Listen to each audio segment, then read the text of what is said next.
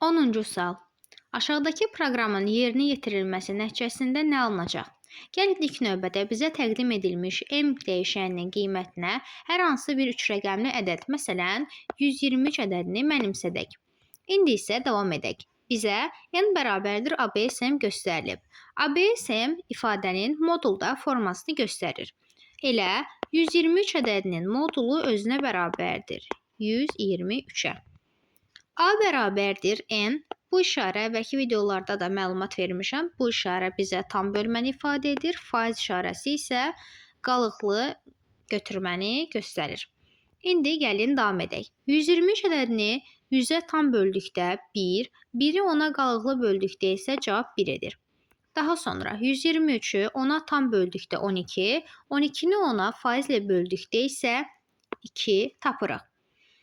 C bərabərdir n faiz 10-da isə, yəni 123 ədədini 10-a böldükdə isə qalığın 3 olduğunu tapırıq. K ədədinə baxdıqda görürük ki, 100 vur S, üstəgəl 10 vur B, üstəgəl A göstərilib. Yəni, təqdim olmuş ədədi tərsinə düzmək göstərilib. 321 cavabını tapırıq.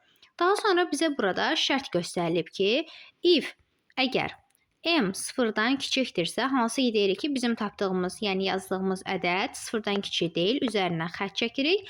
Burada else hissəsini qəbul etməliyik. Yəni else hissəsində print k ədədi olduğu kimi çap et. 321-i çap edirik. Bizim əvvəl daxil etdiyimiz ədəd 123 idi. Çıxışda isə tapdığımız ədəd 321 oldu. Deməli, təqdim olunmuş ədədi tərs ardıcıllıqla düzülüşündən ibarət ədəddir. Doğru cavabımız Y bəndidir.